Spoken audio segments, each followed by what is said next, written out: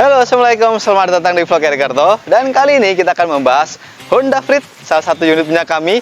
Dan sekarang kita akan membahas spesifikasi serta detail kondisi dari mobil ini. Sebelum lanjut videonya, jangan lupa subscribe, like, dan stay tune terus.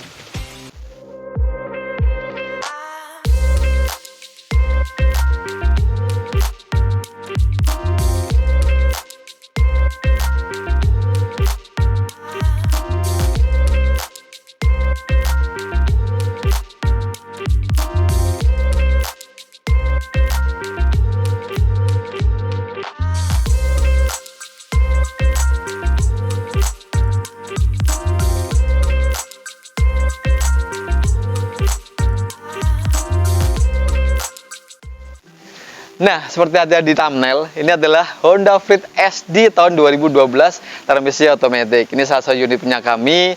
Dan kalau kita bicara masalah sejarah sedikit, Freed masuk ke Indonesia pertama tahun 2009 sampai tahun 2011 dengan wajah generasi yang pertama, kurang lebih seperti ini. Dan masuk penyegelan sedikit facelift pertama di tahun 2012 sampai tahun 2014 dengan wajah yang seperti ini, samping saya ini. Dan mulai ada facelift lagi sedikit, beda di bagian grillnya aja di tahun 2014 sampai tahun 2016. Nah, sekarang kita lihat detail-detailnya. Yang pertama bagian cupnya. Bagian cup ini cenderung lebih polos atau simple desainnya. Dari dulu sampai sekarang 2016 itu, ini desainnya seperti ini, nggak ada perubahan, hanya ada siluet tipis di bagian kiri dan kanannya ujung-ujung aja. Bagian kaca ini juga desainnya sama, kelihatan lebar banget. Nah, terus di bagian grillnya, nah ini 2011 sampai 2009, maksudnya dari awal 2009, dia chrome-nya kecil-kecil, tapi kalau tahun 2012 sampai 2014, chrome-nya bagian atas ini membesar, dan bagian sini ada chrome-chrome yang agak sedikit lebih kecil. Dan mulai facelift lagi, 2014 itu chrome-nya sama kayak 2011, dia cuma lebih lebar-lebar semua, full chrome semua. Dan ini basicnya sama kayak dipakai yang sekarang Honda Brio atau mobil Brio seperti ini ya.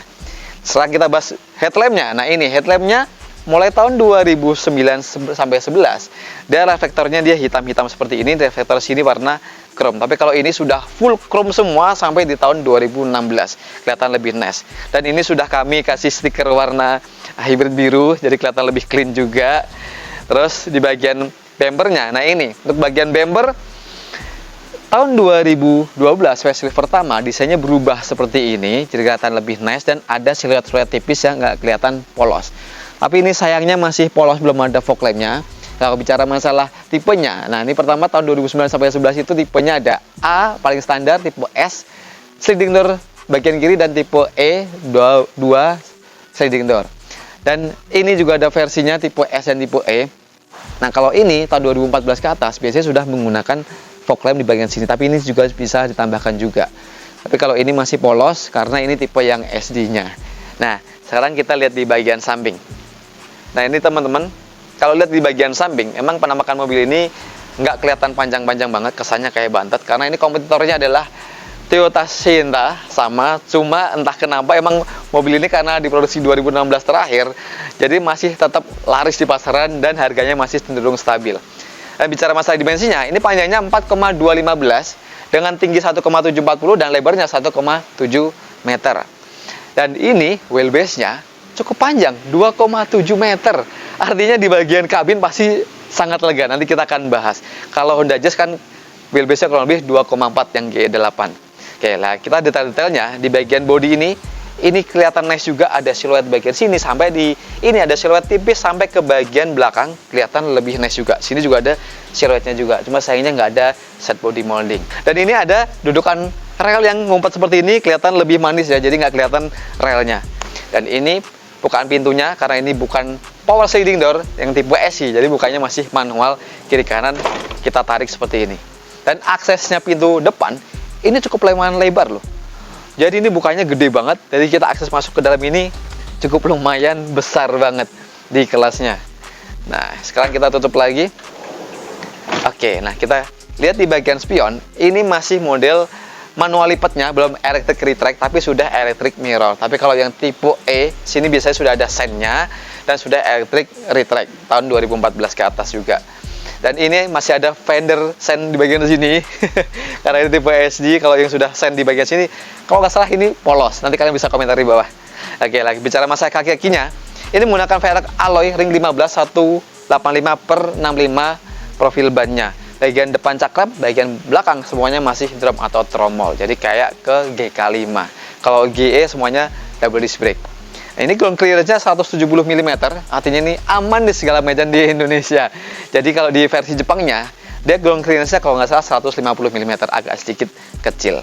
Dan ini tangkinya ada sebelah kiri, kapasitas kurang lebih 42 liter. Dan pembukanya sama kayak generasi Jazz-nya, jadi yang kita pencet seperti ini bisa kita buka kalau nggak terkunci. Tapi kalau kita lock, dia nggak bisa kita buka. Oke, sekarang kita bahas di bagian belakang. Yuk. Nah, kalau kita lihat desain dari belakang, emang Honda Freed ini dari tahun 2009 sampai 16 nggak ada perbedaan apa-apa. Beda sama bagian depan ya, bempernya agak sedikit beda. Hanya perbedaannya di bagian stop lampnya. Nanti kita akan bahas. Nah, emang desainnya ini kelihatan nice loh, menurut saya nggak jelek-jelek banget. Dan detail-detailnya di sini sudah menggunakan rear spoiler, ada nozzle kecil, ada defogger belakang, dan ada rear wipernya juga. Jadi cukup komplit banget. Dan di bagian atas itu ada antena yang model cepol seperti itu. Kalau kalian mungkin ganti model shock, ini pasti aneh banget ya, ditaruh di bagian samping. Tapi entah kenapa dari Honda emang ditaruh di bagian samping. Terus detail-detailnya di sini ada logo Freed, Honda, dan bagian kanan ini polos, nggak ada logo-logo AT dan segala macem. Dan di bagian stop lampnya, ini entah kenapa sama pemilik sebelumnya diganti yang model generasi yang pertama yang ada tonjolan-tonjolan seperti ini, yang dipakai 2009 sampai 11. Tapi kalau tahun 2012 ini lebih polos dan warnanya putihnya lebih besar lagi. Dan kalau tahun 2014 ke atas sampai 16, di bagian kiri-kiri kanan kirinya ini berwarna silver semua, hanya merahnya di bagian tengah aja. Terus di bagian ini trunk lidnya ini berwarna chrome gede banget seperti ini. Bempernya juga desainnya masih polos seperti ini. Dulu pertama kali kita dapat ada body kitnya dan kita lepas lagi. Ada 2 titik sensor parkir, hanya tambahan aja. Dan untuk pembuka bagasinya, ini ada tanda loh di sini loh. Jadi ada penanda kalau kita buka seperti ini, langsung dapat tuasnya. Nah ini adalah ruang bagasi dari Honda Freed. Memang kalau bangku ketika kita fungsikan, ini memang kecil banget, mungkin 3 galon atau 2 koper kecil kali ya masuk di sini. Tapi kalau ingin menambah space, kita bisa melipat bangku ketiga ini. Jadi bisa ke bagian kanan dan kiri seperti ini. Nah, jadi kayak Innova, kayak Evalia seperti ini. Jadi bisa mangkut barang yang cukup lega, nggak mengganggu-ganggu lagi seperti ini. Dan ini alhamdulillah pertama kali kita dapat, emang kondisinya masih fresh semua. Artinya di bagian tulang kiri, bagian kanan, sampai ke bagian lipatan bagasi, seal-seal di bagian sini semuanya masih aman semua, artinya nggak ada bekas insiden atau bekas laka. Dan untuk pembuka spare tire-nya ada di bagian sini, dan kita bisa turunkan spare tire di bagian bawah. Oke, sekarang kita lihat detail di bagian interior. Yuk. Nah, kalau kita lihat di baris pertama atau di ruang pengemudi, emang kelihatan beda banget desain dari mobil-mobil pada umumnya, karena layout dari dashboardnya ini modelnya oke loh menurut saya, karena ini model kayak ngetrap gitu, kayak dua sisil, 2 layar begitu. Jadi karena konsepnya dari Honda itu mengklaim model open cafe, jadi bisa buat kayak meja, buat mungkin anak-anak duduk di sini, atau buat tatakan buat makan atau gadget bisa taruh di bagian sini, cukup lega banget. Terus untuk desain dari setirnya, ini memang simpel banget dari dulu seperti ini, dan pengaturan setirnya ini hanya bisa tilt steering, sayangnya nggak bisa teleskopik. Untuk tahun 2014 ke atas, dia sudah ada switch control audio di bagian kiri. Tapi kalau ini masih polos semua dan belum ada airbagnya juga. Hanya tipe yang tertingginya yang ada airbag atau double airbagnya.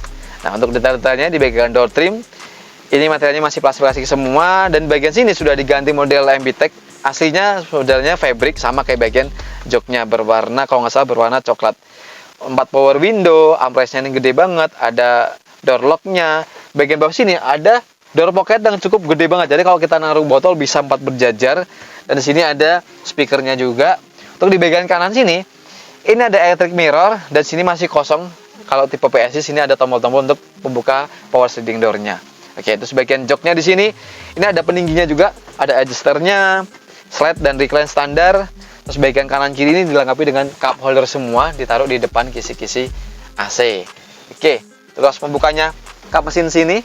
Oke, dan ini desain dari kisi-kisi AC di bagian tengah ini, dia nggak bisa kita tutup, hanya di bagian kanan dan bagian kirinya.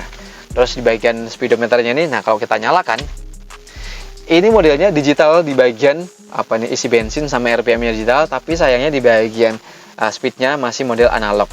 Dan ini kalau kita lihat MID-nya, pengaturannya di bagian sini, ini pencahayaan, dan ini ada lihat range-nya trip, terus masih berapa kilo kalau konsumsi BBM kita masih sekian, jadi cukup lumayan oke juga. Oke, di bagian sini nih lampu azetnya karena ngumpet, dan ini headunitnya sudah diganti model floating Android, agak sedikit besar tapi menutupi di bagian sini. Aslinya model double din juga. Bagian sini ada kantong-kantong seperti ini, lumayan ya, cukup kalau kita naruh HP di bagian sini.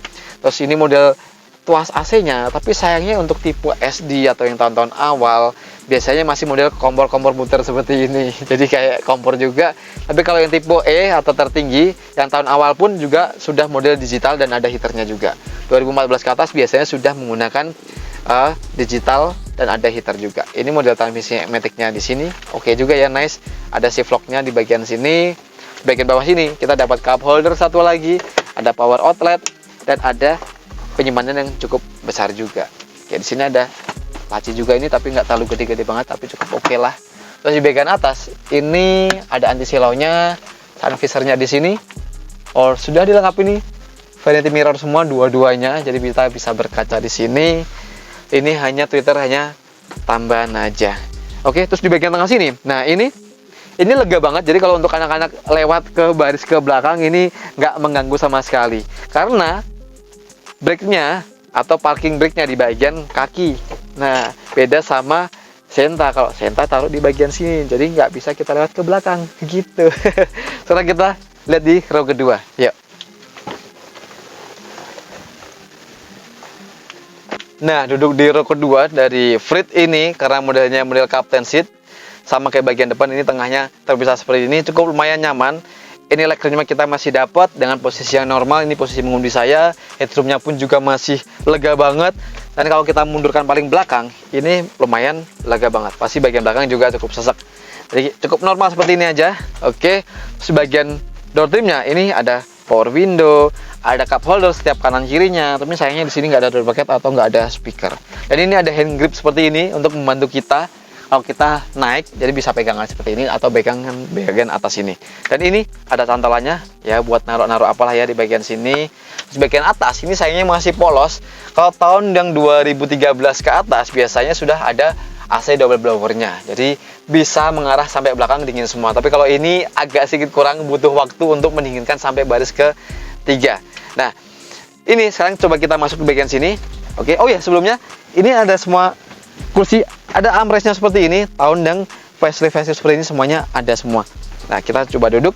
Aksesnya pun juga cukup mudah. Coba kita geser. Nah, teman-teman bisa lihat kalau saya duduk di baris ketiga dengan posisi yang normal, ini cukupan. Legroomnya artinya nggak terlalu sempit banget. Kalau kita mundurkan paling mentok, pasti ini cukup sempit. Dan ini sudah paling recline. Nah, udah paling recline, nggak malu-maluin banget ya, nyaman lah ya. Kita masih dapat headrest, ada safety belt juga. Bagian kanan kiri ada cup holdernya juga, dan sini ada speakernya juga. Oke lah ya. Sekarang kita bahas di bagian ruang mesin ya. Nah, sekarang kita lihat ruang mesin dari Honda Freed ini. Nah, ini kalau kita lihat sekilas, desainnya kayak Honda-Honda pada umumnya, mengingatkan kita kayak Jazz GE8. Ini menyesuaikan kapasitas cc-nya, ini 1500 cc, iVTEC SOHC 4 silinder, penggerak roda depan, dan ini sistemnya automatic transmission 5 percepatan konvensional.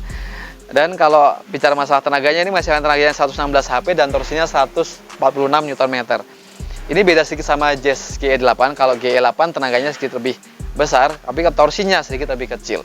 Dan ini kondisinya alhamdulillah masih prima semua. Kemarin kami dapat hanya ada rembes-rembes sedikit, sudah kami ganti packingnya semua. Untuk detailnya, di bagian tulang depan ini aman semua, artinya nggak ada bekas laka. Sampai ke bagian kap mesin ini, sileran semuanya masih utuh semua. Dan ini detailnya sewarna dengan bodi dan ada semacam airflow-nya seperti ini. Oke, sekarang kita coba tes drive jalan, bagaimana saya berkendara dan tenaganya seperti apa, langsung kita coba aja.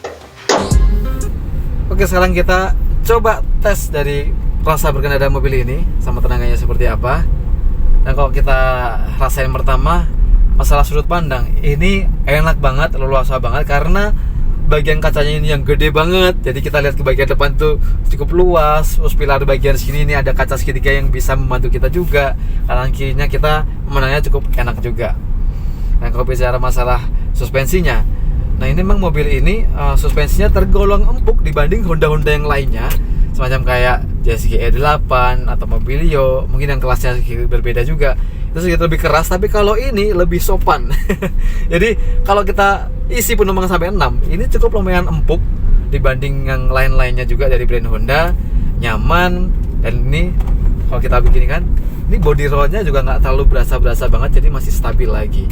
Dan suspensinya pun juga cukup empuk.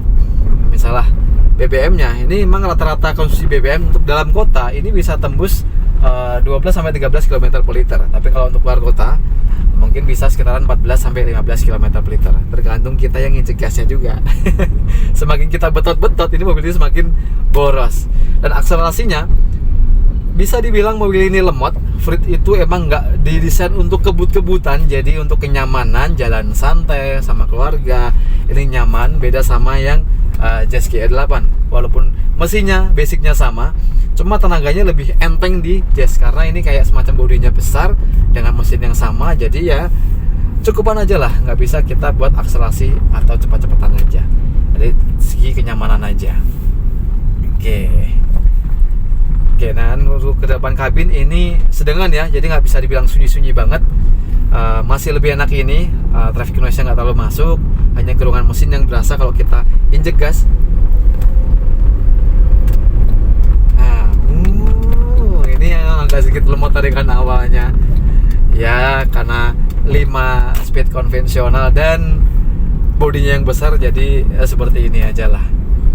Oke, nah jadi untuk sekian review dan test drive dari mobil ini. Dan buat teman-teman yang suka video ini, jangan lupa tekan tombol like dan subscribe bagi yang belum, atau kalian bisa komentar di bawah.